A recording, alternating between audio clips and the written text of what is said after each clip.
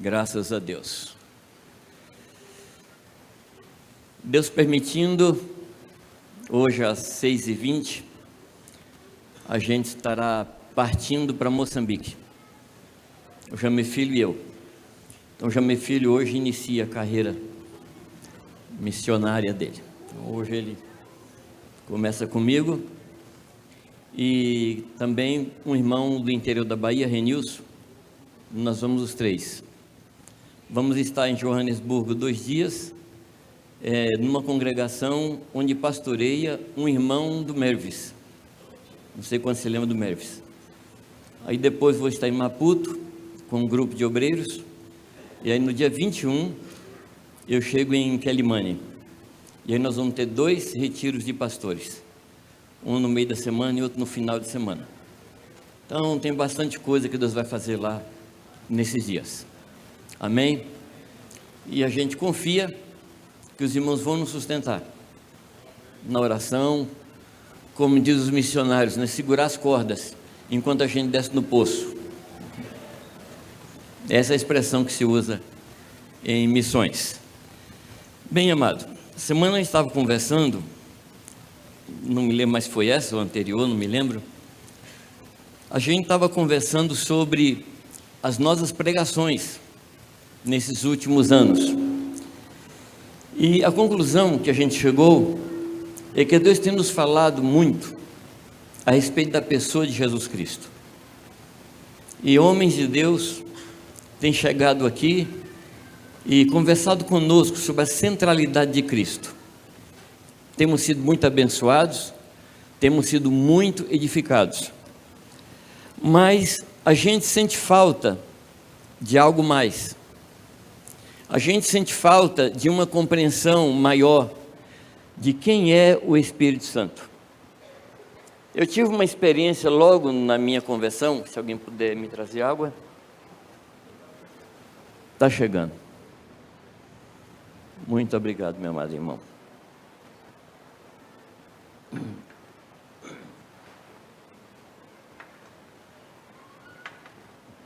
Eu tinha poucos meses de convertido, estava ajoelhado, orando a Deus.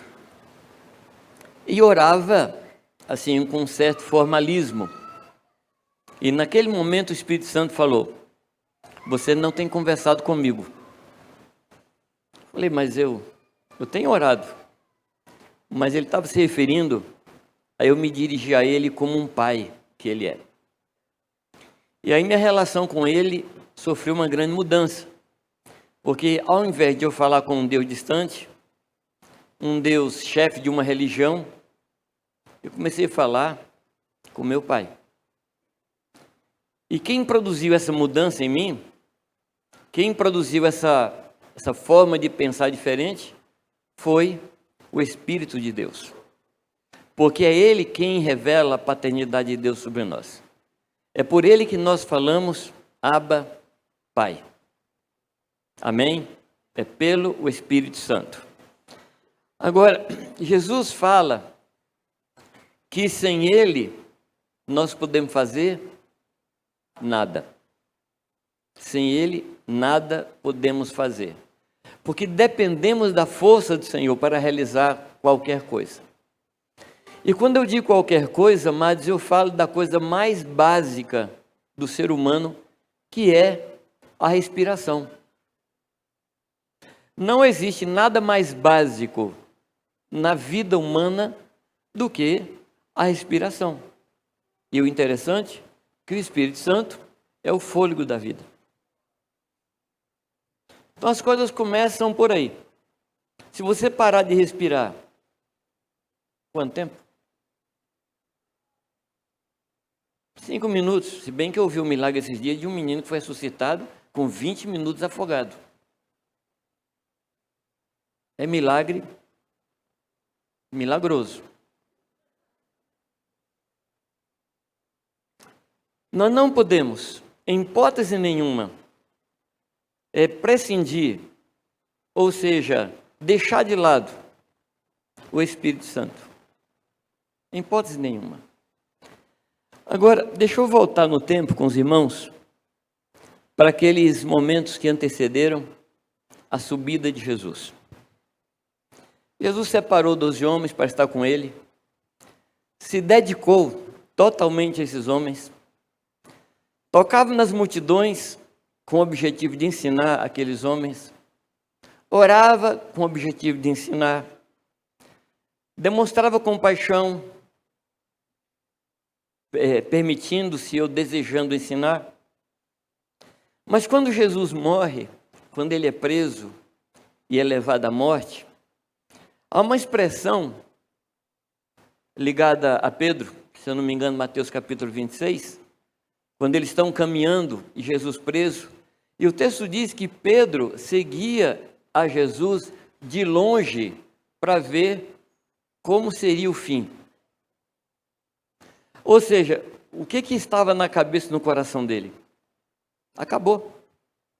Aquele projeto de eu fazer parte do ministério do Reino de Deus, com Jesus no trono, estabelecendo a monarquia absolutista, e eu ali um dos ministros do Senhor, deixei a pescaria, era sustentado pela pesca, deixei a sociedade, me aplicando totalmente nesse projeto de Jesus, e agora vai ser preso, vai ser morto, porque inclusive ele falou que vai ser morto.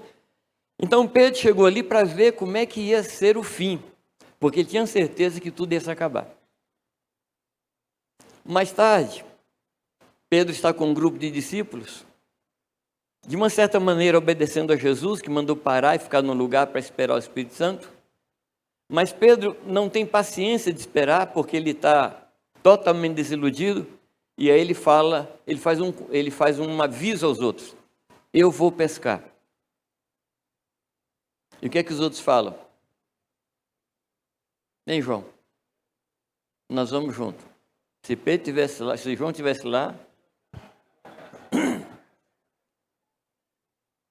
graças a Deus João não estava. João não embarcou naquela história. Porque eu vou pescar significa estou desistindo e quero voltar à minha vida antiga. Vou pescar significa isso. Você conhece a história? Eles pescam toda noite e pescam nada. Até que alguém da praia, que está na praia, fala para eles: lança a rede do outro lado. E o engraçado da situação é que Jesus, um carpinteiro, está ensinando pescador a pescar. Isso é um fato muito irônico. E eles pescam. E pescam 153 grandes peixes. E no caso, era muito pesada, mas a rede não se rompia. Um detalhe. Por que o escritor colocou essa frase, a rede não se rompia? Porque na primeira grande pesca milagrosa, a rede se rompeu. Agora, a rede se rompeu antes da ressurreição. Depois da ressurreição, a rede não se rompe mais. Amém? Só um detalhe. De que é formada a rede? Quando a gente olha para uma rede, o que salta? Os buracos. Mas a rede não é feita de buracos. A rede é feita de nós. Pessoas ligadas. Pessoas ajuntadas. E nesse caso, depois da ressurreição, a rede não se rompe mais. Pedro, desanimado, tendo certeza que tudo estava acabado. Um outro, talvez o mais sincero deles, diz assim: olha, eu só creio naquilo que as mulheres estão falando, que disseram que ele ressuscitou. Eu só creio se eu puser o dedo na ferida. Se não, nada. Então Pedro, o principal que Jesus tinha falado para quando ele se convertesse, cuidasse dos outros, tinha essa atitude. Tomé, do mesmo jeito. Naqueles 40 dias, eles passam escondidos. Sem contar que o tesoureiro era ladrão. Com essa equipe, com esse tipo de gente que nem você nem eu contrataria para um empreendimento tão grande, tão absurdo, que era ganhar o mundo todo, você no lugar de Jesus, você subiria aos céus naquela hora ou pediria que o Senhor prorrogasse por mais 30 anos até os discípulos ficarem preparados. Caos total. Ninguém cria. Todo mundo se afastando do que Deus queria. E Jesus, amado, sobe com uma tranquilidade fantástica. Porque ele sabia o que ia acontecer logo depois. O Espírito Santo viria e mudaria todas as coisas. O medo, como diz o italiano, a paura, tudo isso iria se acabar, porque o Espírito Santo viria. Amém? Mas qual é o conceito que nós temos a respeito do Espírito Santo? O que você pensa do Espírito Santo? Talvez você nunca tenha orado ao Espírito Santo. Talvez você nunca tenha falado: ó Espírito de Deus, eu lhe peço isso, isso e isso. Pedimos ao Pai, em nome de Jesus, mas temos pouca familiaridade com o Espírito Santo. Qual é o conceito? Ter o conceito correto é fundamental. Quando Jesus chega para os discípulos perguntando: que dizem os homens que eu sou? Eles falam várias coisas. Uns diziam que Jesus era um profeta, Elias reencarnado. Tanto Jesus como profeta, como Elias reencarnado, não tinham o poder de mudar nada na vida dos discípulos. Mas quando eles compreendem que Jesus é o Filho de Deus, é o Cristo enviado pelo Pai, isso tem poder para mudar.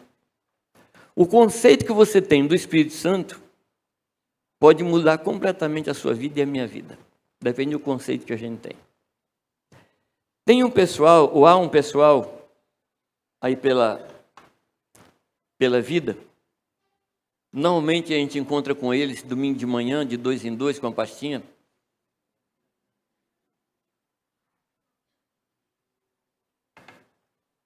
Não os chamo de testemunho de Jeová, que eles não conhecem a Jeová. Eu chamo pelos nomes do seu líder, Charles Russell. Então eles são russelitas, eu não chamo de testemunho de Jeová. Porque testemunho de Jeová somos nós. A gente que conhece. É ou não? Então eles não são testemunho de Jeová. Pode ser qualquer coisa, menos testemunho de Jeová. E o que é que eles dizem do Espírito Santo? Não é uma pessoa, é uma energia ativa, vinda de Deus. Mas eu queria mostrar a você um pouco do que a palavra fala do Espírito Santo. E com isso aqui, com essa palavra de hoje de manhã, a gente está abrindo um tempo e os pastores vão pregar sobre esse tema, sobre o Espírito Santo. O que ele faz na vida, qual a operação do Espírito, como dar lugar ao Espírito, como não apagar o Espírito, como se encher do Espírito Santo. Eu já estou passando as tarefas, já. Os irmãos já vão anotar e que vão pregar aqui nesses próximos meses, até que a gente tenha familiaridade com o Espírito Santo. Então hoje é mais uma visão panorâmica do que a Bíblia fala, tá bom? Então se você trouxe papel, lápis e quiser anotar, por favor, anote e anote com pressa. O primeiro texto que eu quero ler com vocês está em João 16:13.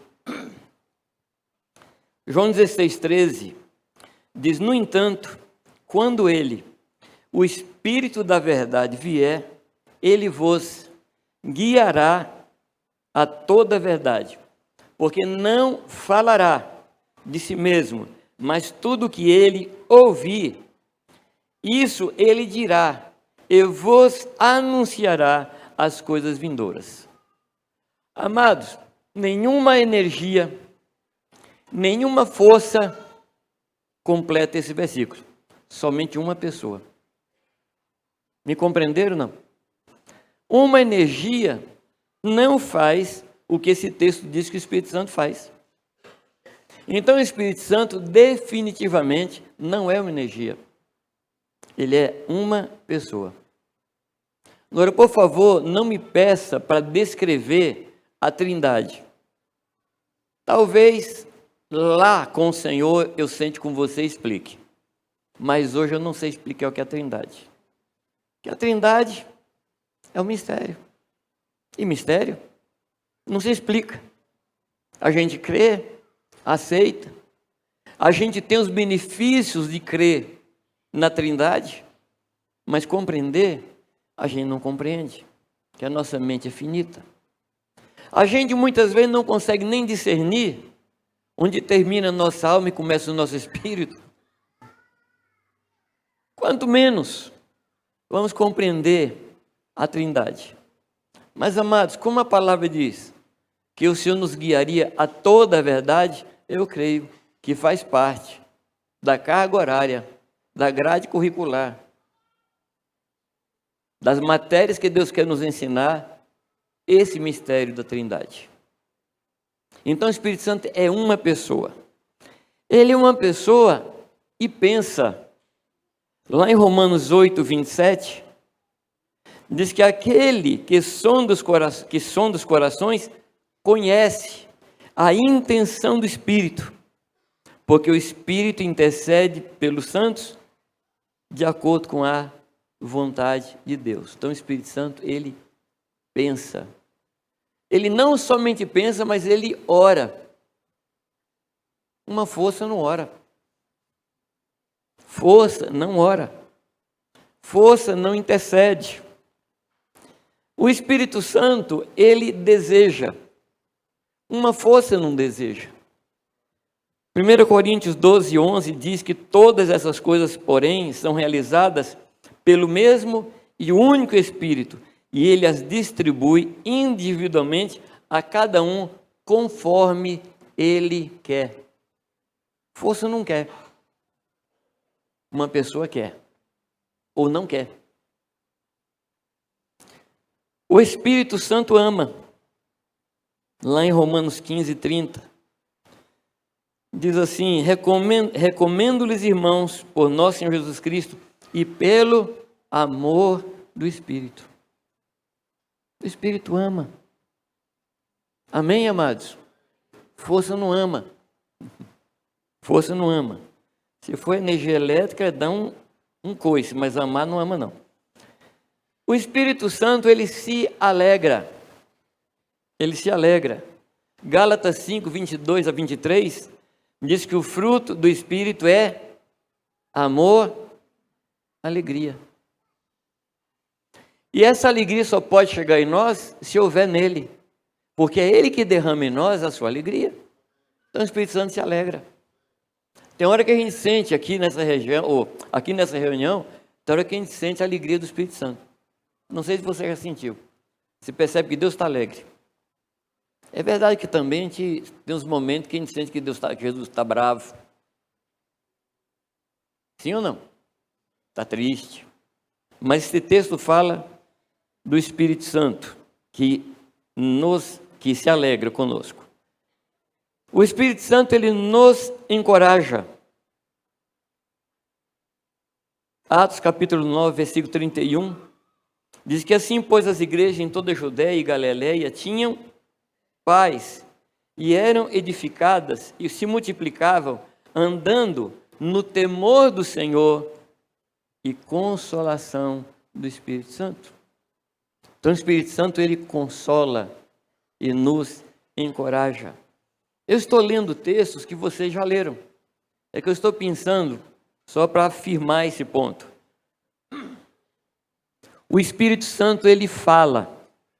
Hebreus 3, 7 a 8. Portanto, como diz o Espírito Santo, se hoje ouvides a sua voz, não endureçais os vossos corações como na provocação no dia da tentação no deserto. Então o Espírito Santo, ele fala. Depois o Espírito Santo nos ensina. Força não ensina. Pessoa ensina. 1 Coríntios 2, 13. Aos quais falamos, não com palavras que a sabedoria humana ensina, mas com as que o Espírito Santo ensina, comparando coisas espirituais com as espirituais. Estamos juntos ainda? Eu vou ler um texto aqui que eu não gostaria que estivesse na palavra, mas está. É possível entristecer o Espírito Santo. O Espírito Santo pode ficar triste. Efésios 4:30 diz: não entristeçais o Espírito Santo. Força não se entristece. Gente se entristece. Pessoa se entristece. Uma outra coisa também, é possível insultar o Espírito Santo. É possível insultar ao Espírito. Hebreus, capítulo 10, versículo 29, Hebreus 10, 29, diz: quanto mais severo castigo julgam vocês, merece aquele que pisou aos pés do Filho de Deus, que profanou o sangue da aliança pelo qual ele foi santificado e insultou o Espírito da graça. Então, é possível, não é desejável, mas é possível insultar o Espírito Santo. O Espírito Santo pode ser resistido. Atos 7, 51. Povo rebelde, obstinado de coração e de ouvidos, vocês são iguais aos seus antepassados, sempre resistem ao Espírito Santo. Depois, a palavra diz que é possível mentir ao Espírito Santo. Você se lembra de Ananias e Safira? Não foi a homens que vocês mentiram, mas vocês mentiram ao Espírito Santo. Esse é o Espírito Santo. E nós podemos tomar cada um desses aspectos e aprofundar e compreender mais. E eu peço que os irmãos façam isso. Busquem conhecer o Espírito Santo, para não entristecê-lo, para não insultá-lo, mas principalmente para ser ensinado, ser encorajado, ser consolado, receber dele a sua alegria, receber dele a sua paz. Amém, queridos? O que é que o Espírito Santo fez?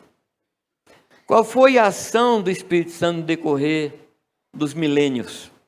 Em primeiro lugar, amados, o Espírito Santo estava na criação. E talvez o correto seria dizer, estava antes da criação. Gênesis capítulo 1, versículo 1, o que é que diz? No início assim era, a terra estava sem forma e vazia, e o Espírito pairava. Essa expressão pairar é uma expressão muito interessante, e a mesma expressão quando se diz que a galinha está chocando os ovos. E como é que a galinha choca os ovos? Se assenta sobre os ovos para transmitir calor. O Espírito Santo estava fazendo isso. Estava preparando o caos, para a partir do caos haver alguma coisa. Então você percebe quando o Espírito Santo começa a operar? Lá na criação.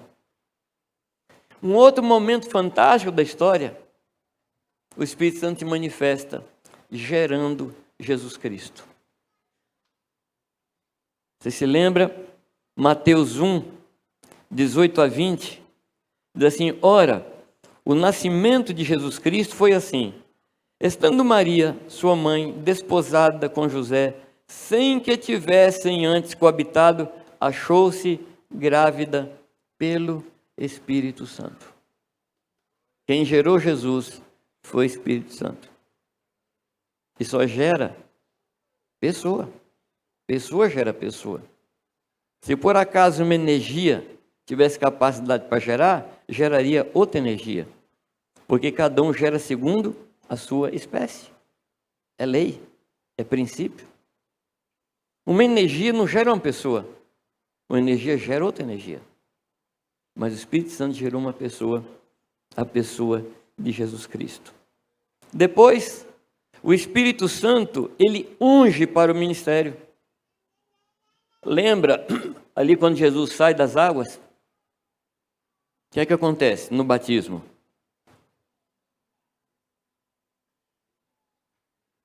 o Espírito Santo aparece em forma corpórea de pomba. E uma voz do céu, do Pai. E aí, eu queria ouvir uma boa explicação dos russelitas nesse texto. Porque o Filho está saindo da água, o Espírito está sobre ele e o Pai está falando.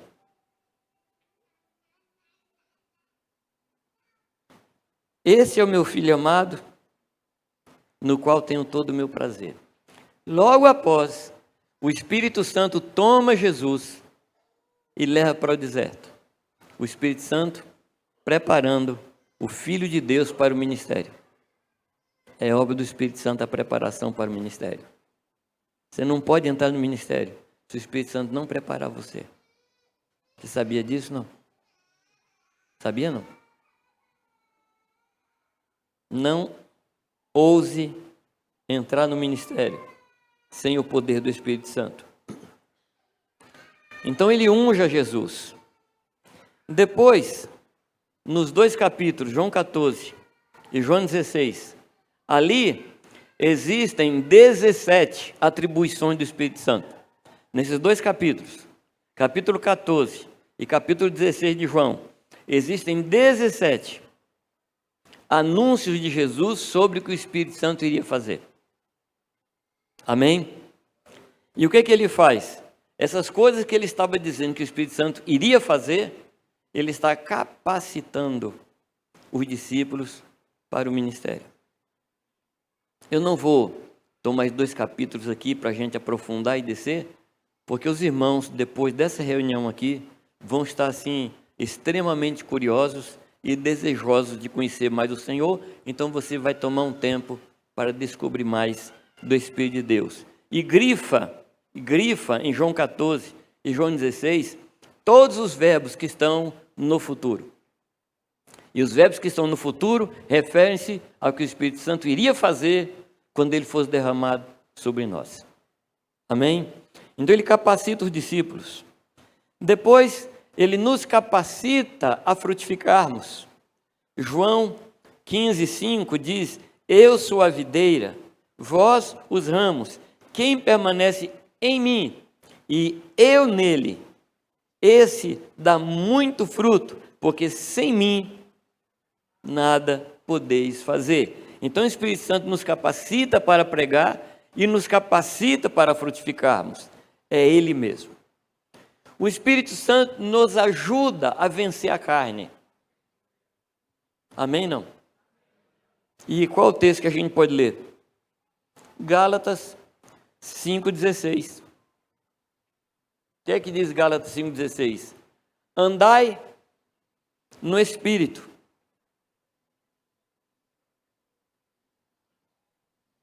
E jamais, amados, vê que promessa. Vê que promessa. A gente está aí muitas vezes lutando com um pecadinho, lutando com outra coisa, lutando com uma tendência, lutando com uma inclinação. E a promessa aqui do Senhor é que o Espírito Santo estando em mim, jamais satisfarei as paixões da carne. Então você percebe, meu amado, como a gente necessita do poder do Espírito Santo para ter uma vida santa? Vida santa não é produto de esforço. Vida santa é produto da ação do Espírito Santo na minha vida. Ele estando em mim. E jamais. O que é jamais, amado? Nunca. Jamais. Eu gosto do meu nome. Ele nos ajuda a vencer a carne. Depois, amado Espírito Santo, ele nos liberta da condenação. Está em Romanos capítulo 8, versículo 1, que diz: portanto, agora, e agora é hoje. Quando a Bíblia fala agora, está falando de agora, tá, gente? Não é agora lá atrás, é agora. Esse texto tem que ser lido, gente. Agora, nenhuma condenação. O texto anterior fala de jamais. Aqui fala de nenhuma. Nenhuma condenação há para os que estão em Cristo Jesus, que não andam segundo a carne, mas segundo o Espírito. Amém, amados? Você sabia que quando você não tinha o Espírito Santo, pecar era obrigação. Pecar era alguma coisa da qual eu não podia me livrar. E eu pecava. Às vezes sem querer, querendo. Mas eu pecava. Hoje, com a presença do Espírito Santo, o pecado deixou de ser uma condição humana, o pecado passou a ser uma opção. Agora o Espírito Santo me ajuda a escolher não pecar. Ele me ajuda a escolher não pecar e me dá força para cumprir isso. Na nossa carne, jamais. No poder dele, sempre. Amém, amados? Outra coisa muito bonita, queridos. Romanos 8,14, é aquilo que eu citei no começo. Ele determina a nossa filiação ao Pai. Porque todos que são guiados pelo Espírito de Deus, esses são filhos de Deus. Amém? Percebemos por acaso a importância de ouvirmos ao Espírito e sermos guiados por Ele? Porque isso fala da nossa filiação. Isso fala, amados, que eu sou filho e que Deus é meu Pai. Mas é o Espírito Santo. Só pegando uma...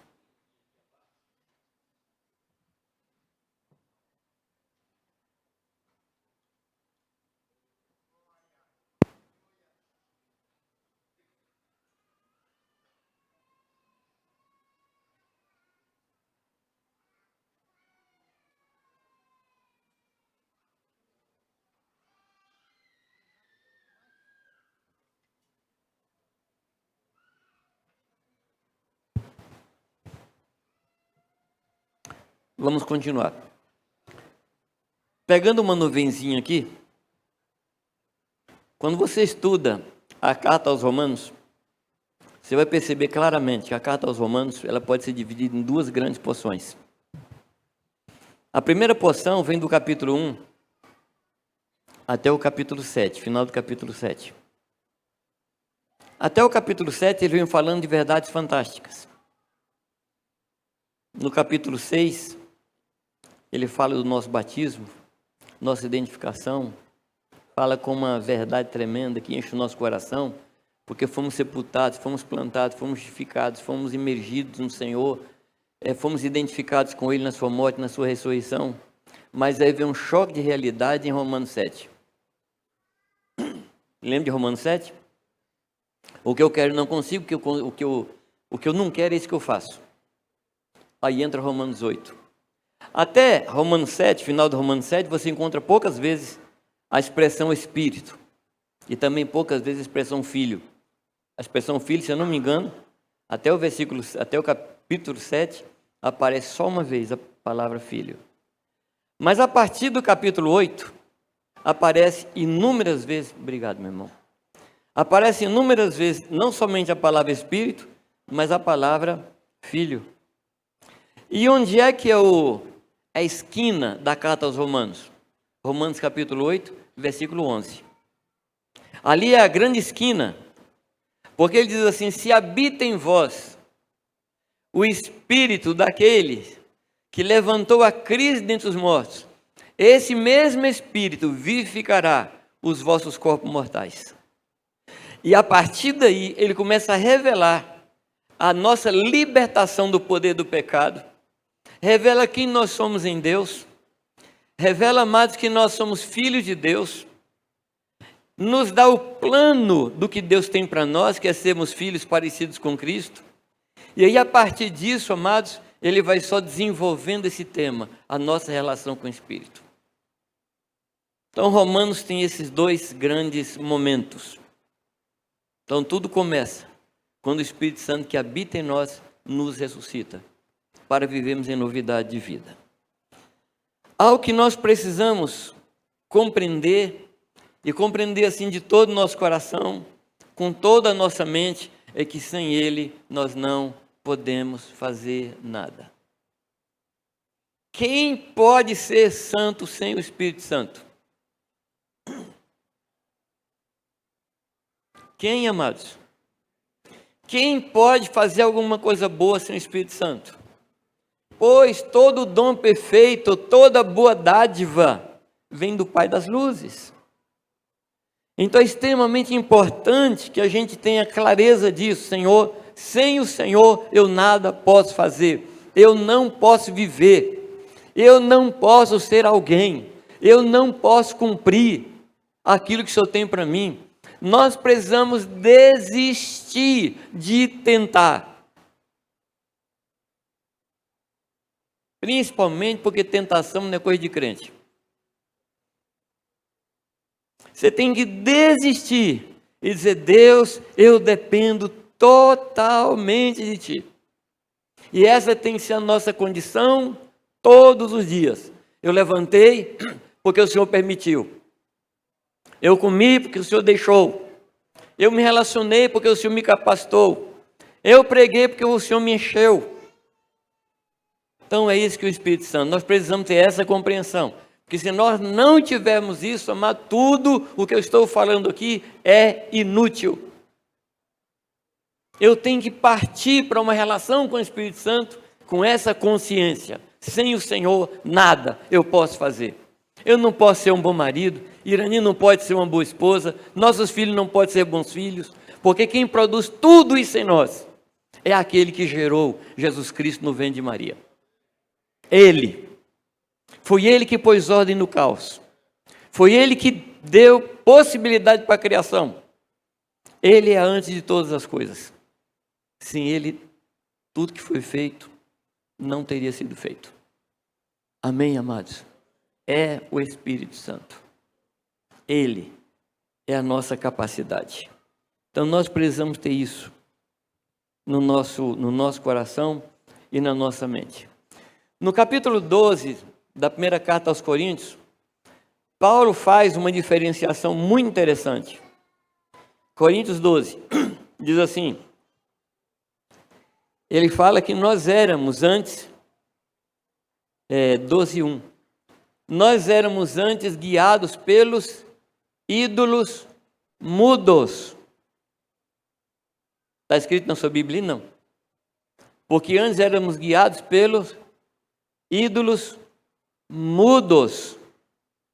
E aí ele começa a falar do Espírito Santo. O que ele quer mostrar para nós? Que os ídolos não falam. E o Espírito Santo fala. O ídolo é inerte. O Espírito Santo é ativo. O ídolo é estático. O Espírito Santo é dinâmico. Então ele é totalmente diferente dos ídolos. Os ídolos são feitos pelos homens. O Espírito Santo nos faz. Totalmente diferente. Totalmente. E aí no capítulo 12, então, ele vai mostrando qual é a obra do Espírito através dos dons espirituais. Mas essa é uma matéria que por si só já demandaria um bom tempo para a gente estudar. O fato concreto é, o Espírito Santo não é mudo, ele fala. Tem clareza disso? Não. Mas alguém diz assim, mas eu nunca ouvi a voz do Espírito Santo. Talvez você nunca tenha prestado atenção. Porque o Espírito Santo fala. E nós estamos nesse caminho de aprender a conhecer a voz do Espírito Santo. A primeira voz do Espírito Santo é a natureza. É a natureza. A natureza revela Deus. Quem aqui já não contemplou a noite estrelada e ficou maravilhado com Deus? Quando a irmã de Irani, seu marido, claro, tinha uma fazenda lá no norte de Minas, onde não tinha energia elétrica, assim, num bom espaço ao redor. A gente deitava ali no terreiro de café e ficava deitado olhando para o céu. Eu não sei no que dava nos outros, mas em mim dava assim, uma sensação de cair para cima. Aquele negócio assim que eu me perdia e adorava a Deus. A natureza revela a Deus. Tem alguma outra coisa também na vida da gente que eu chamo de resquício do paraíso, que é a consciência. A consciência é aquela luzinha que acende quando você está pensando em fazer uma coisa errada. Agora, a Bíblia não manda você ser dirigido pela consciência. Por quê? A consciência ela é programável. Ela é gerida, me permita, por um software criado por Deus, perfeito. E ela vai funcionando na vida da gente, mas ela é programável. Você vai fazer alguma coisa errada e a luzinha acende. E você volta atrás. Mas você vai fazer outra coisa errada, a luzinha acendeu e você não ligou. Fez de novo, a luzinha acendeu de novo e não ligou. Aí o que é que a consciência entende? Que aquilo não é errado e ela para de avisar você. Ela é programável. Então obedece a luzinha. Quando a luzinha acender, converse com o Espírito Santo. Deus, o que é que está acontecendo? Porque eu senti alguma coisa aqui dentro me alertando. Perigo, perigo, perigo, perigo. Você fala, Espírito Santo, o que é que está acontecendo? A luzinha acendeu. Deus fala pela natureza. Deus fala pela consciência. Deus fala por pessoas. Na multidão de conselheiros está a sabedoria. Deus fala, amados, pelos nossos pastores. Deus nos fala pela paz no nosso coração. O texto diz, seja o árbitro nos vossos corações. Esse texto não está falando do indivíduo.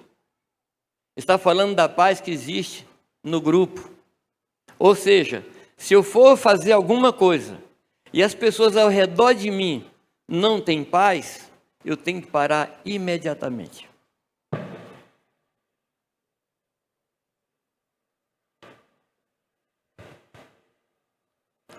Socorro.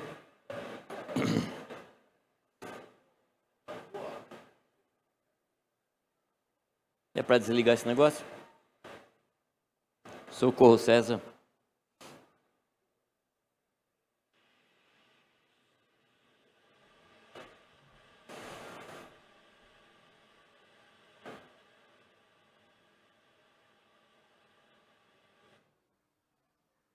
Bom, obrigado, César.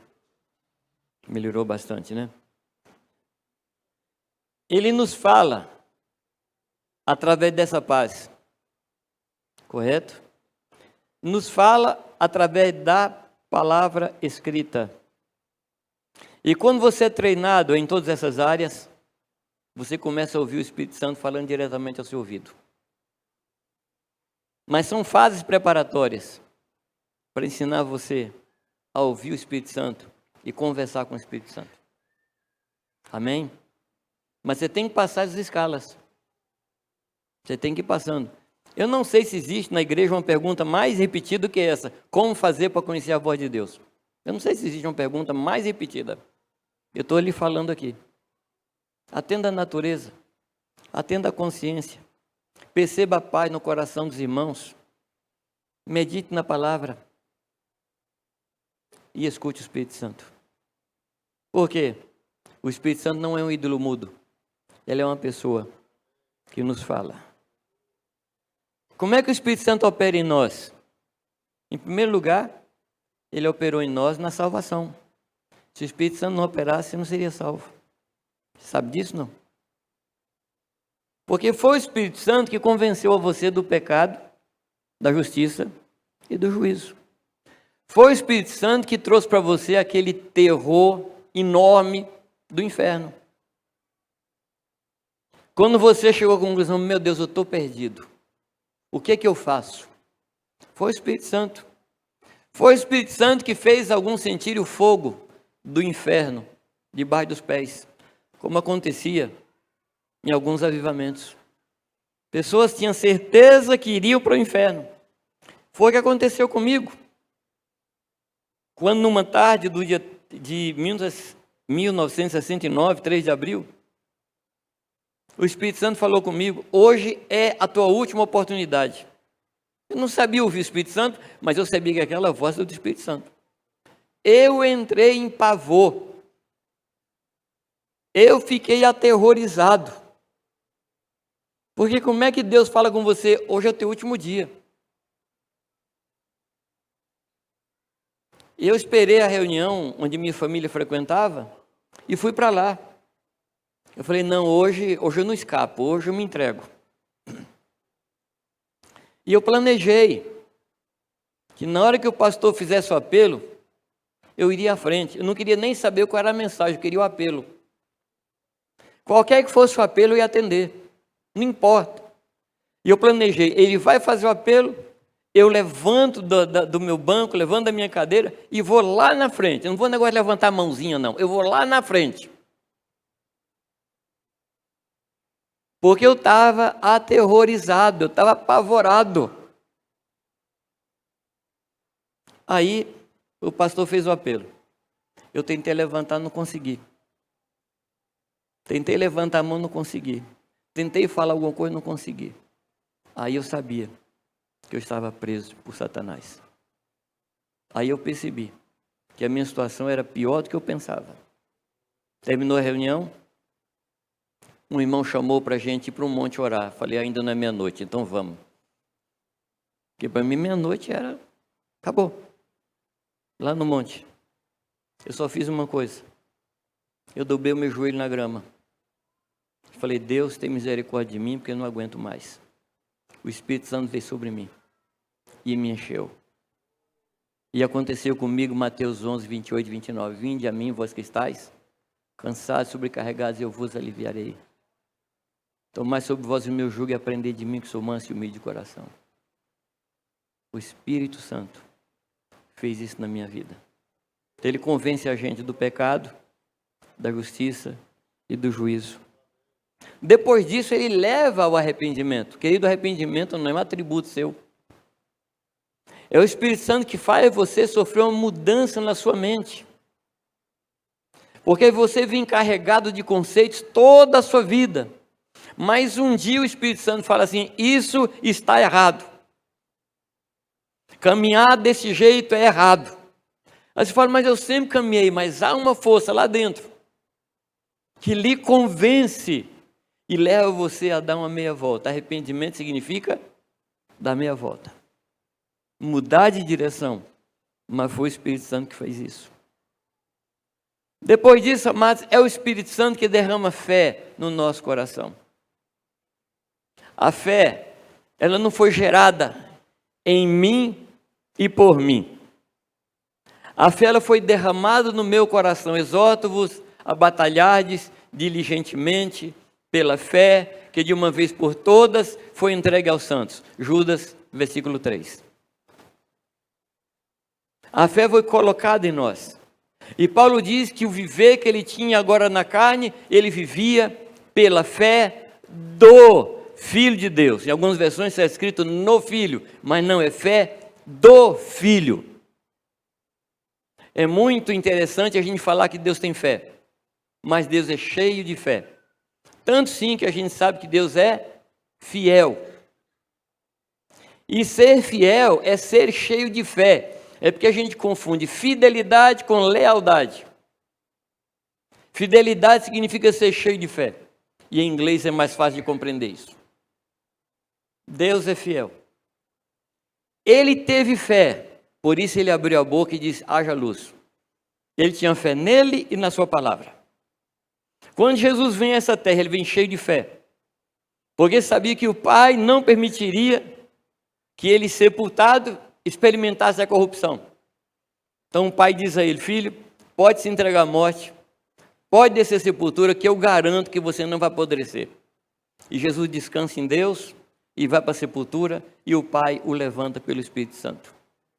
É essa fé que ele reparte conosco. Amém, amados? Então ele reparte fé conosco. Depois, amados, ele na caminhada, ele nos revela Jesus Cristo. É o Espírito Santo que nos revela a pessoa de Jesus. Lucas 10, 22. Amados, eu tenho muitos versículos aqui, mas não vou ler, tá? Lucas 10, 22 diz: tudo por meu Pai me foi entregue, e ninguém conhece quem é o Filho, senão o Pai, nem quem é o Pai, senão o Filho, e aquele a quem o Filho quiser revelar. Nós só podemos conhecer a Jesus Cristo por obra e graça do Espírito Santo. É Ele que vai nos revelando, linha sobre linha, preceito após preceito, passo após passo, de fé em fé e de glória em glória. É isso que o Espírito Santo faz.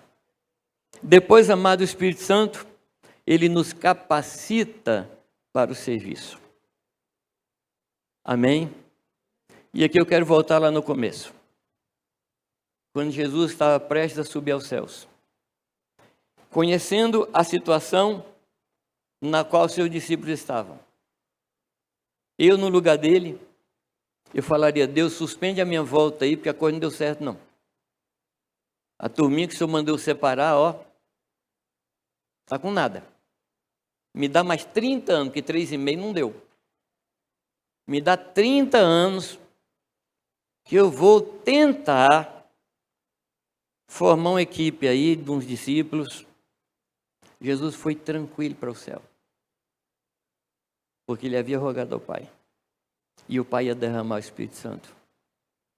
E um desses homens, que de noite, seguindo a Jesus de longe, chega uma doméstica, uma menina que trabalhava ali, servindo a eles, e a menina olha para ele e fala assim: você é um deles. Ele fala assim: não, não sou não, o que é isso? Aquele que tinha dito que não negaria, que se fosse preciso, seguiria até a morte. Lembra disso, não? Aí ele muda de fogueira. O texto diz que ele passa para outra fogueira. Só que a moça vai lá na outra fogueira também. Fala: você é um deles. Olha o jeito seu de falar. Não sou. Daqui a pouco chegou outra pessoa e com outra assim: você é. E a palavra diz que ele xinga. Esse era um homem que estava completamente decepcionado e cheio de medo, cheio de pavor, porque o líder dele estava sendo entregue à morte. Ele falou: se estão fazendo isso com o líder, quanto mais com a gente. Eu falar que sou seguidor dele, mas nunca. Vocês conhecem o resto da história. Mas quem é que a gente se encontra? Às 9h da manhã, praça pública, sol claro, se levanta e interpreta Joel, mostra o caminho, deixa o Espírito Santo convencer da justiça, do pecado, do juízo. Quem é que se levanta, cheio de fé, cheio de poder, sem nenhum medo? Foi outro Pedro? O mesmo Pedro, agora cheio do Espírito Santo. O Espírito Santo muda a história. Ele muda as nossas vidas. E eu quero deixar essas palavras com vocês.